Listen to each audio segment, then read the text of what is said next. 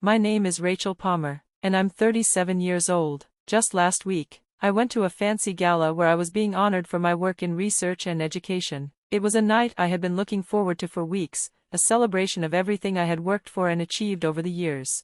But fate had something else in store for me that night. As I stepped into the restroom to take a breather, I came face to face with someone I hadn't seen in nearly 15 years, my mother.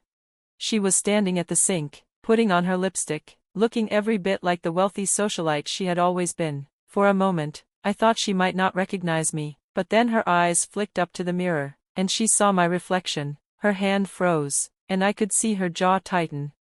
"Rachel," she said, her voice cold and distant, like we were strangers meeting at a country club. "Not after 15 years of silence. I didn't expect to see you here." I took a deep breath, gripping the edge of my clutch to steady myself. "I could say the same," I replied, keeping my tone as calm as I could. "What brings you here?"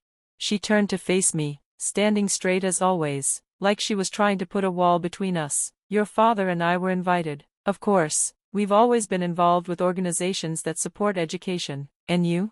"I'm being honored tonight," I said, meeting her eyes without flinching, "for my work in research."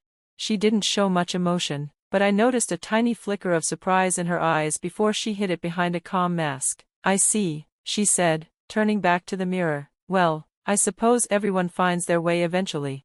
Her words took me back to the day I left that house for the last time. I was 19 then, and the years leading up to that moment had been hard. In high school, I struggled with depression, but in my family, that wasn't something you talked about. "What could you possibly be sad about?" my mother had said once, her tone sharp and irritated when I tried to open up to her. "You have everything, more than most kids your age. You're just making excuses." The truth was, I felt like I was sinking. The pressure to be perfect, to live up to the Palmer name, was too much. I tried to keep up, but my grades started slipping. By the time I reached my senior year, I was barely holding on. My parents didn't see a struggling kid who needed help. They saw a failure, an embarrassment. When I got into a community college instead of a prestigious university, my father was furious. He yelled at me that night, pacing the living room while I stood there, holding my acceptance letter. "This family has standards," he said, his voice trembling with anger, "and you've done nothing but drag us down. You want to waste your life? Fine, but you'll do it on your own." And that was it. I was kicked out of the house. I can still remember the weight of that duffel bag as I walked out the door. It wasn't just filled with clothes, it held the reality that I was now completely on my own. My parents didn't even come to the door to say goodbye. My mother stayed on the couch, scrolling through her phone, pretending I didn't exist. My father had retreated to his study, hiding from the mess he had created. I felt invisible, like I'd never been a part of their world in the first place. For the first few weeks, I stayed with a friend, sleeping on her couch as I figured out my next move. Community college wasn't glamorous, but it was something I could control. I worked part-time at a diner to cover my tuition and rent. Eventually, I scraped together enough money to move into a tiny studio apartment, and I spent my days balancing classes, work, and the heavy weight of failure that clung to me. But there was a small part of me that started to feel something I hadn't in years, a sense of hope. For the first time, I could breathe. It wasn't easy, but I had space to figure things out.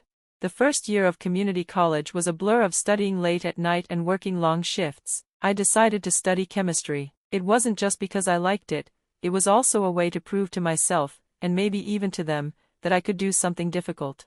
It wasn't easy. My high school grades had been poor, and I felt behind compared to everyone else. But for the first time in a long while, I wasn't drowning under anyone else's expectations. I could focus on learning. I'll never forget my first chemistry exam. I studied for weeks, going over every formula and every reaction until I could practically recite them in my sleep. When the professor handed back the test, I was terrified to look at my score, but when I did, I saw it. 92%.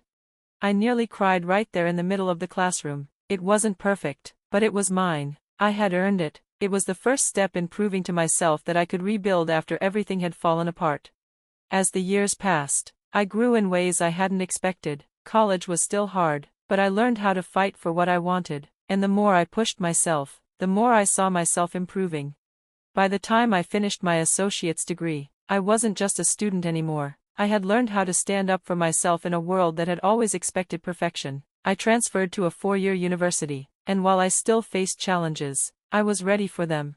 The shy, insecure girl who barely got by in high school had become someone who could stand in front of a class and explain complex concepts with confidence.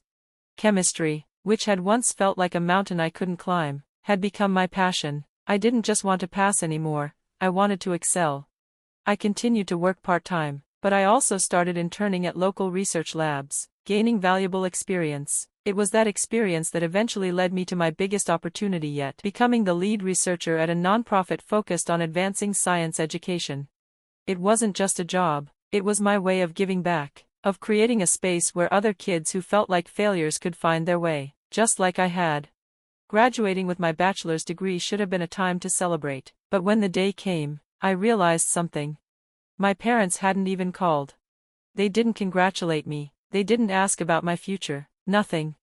My father, a wealthy businessman, had more money than he knew what to do with. My parents lived in a mansion and attended high-profile parties, but despite all their wealth, they never cared about me, not really. Even after everything I had achieved, I didn't matter to them.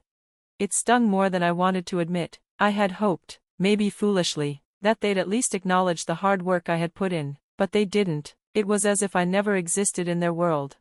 The only family member who showed up at my graduation was Aunt Lydia. Aunt Lydia was my mother's younger sister, the one who never fit into their perfect world. She didn't care for their rigid standards, and they had cast her aside for it, but she was always kind to me. She was the one person who would call on my birthday, even when my parents pretended I didn't exist. When I spotted her in the crowd, a lump formed in my throat. She waved at me, her face beaming with pride. After the ceremony, I found her waiting in the parking lot with a huge bouquet of flowers. "You did it, kid," she said, giving me a tight hug. "I'm so proud of you." It wasn't much, but it was something. It wasn't the cold silence I had gotten from my parents. Aunt Lydia reminded me that family didn't have to be perfect. Love could come from unexpected places. She didn't care that I hadn't followed their path. She cared that I had made it on my own, against all the odds. A few months after graduation, I was finishing up a research project when one of my professors, Dr. Collins, pulled me aside. He was an old-school chemist, the type who saw the periodic table as a work of art. He had noticed my dedication, my persistence, despite everything I had been through. "Rachel," he said quietly, "I've been in touch with colleagues at Oxford University. They're offering a research opportunity in environmental chemistry, and I think you'd be perfect for it." At first, I thought it was a joke. Oxford? Me? But Dr. Collins insisted. He told me this wasn't just a job, it was a chance to make real contributions to science, and he believed I deserved it. "Don't let fear hold you back," he said. "You've proven yourself, now it's time to take that next step." I applied, hesitantly. I wasn't sure I'd even get in, but then weeks later, I received an email. "We are pleased to inform you that you've been awarded a research grant for your proposed work in environmental chemistry at Oxford University." I moved to England without telling anyone, not my parents, not my old friends, only Aunt Lydia knew. She was the one who encouraged me to go. "You've worked too hard to let anything hold you back," she said. "Do this for yourself, Rachel." She understood why I needed to leave, why I needed to escape the past and build a new future, one without anyone's expectations hanging over me.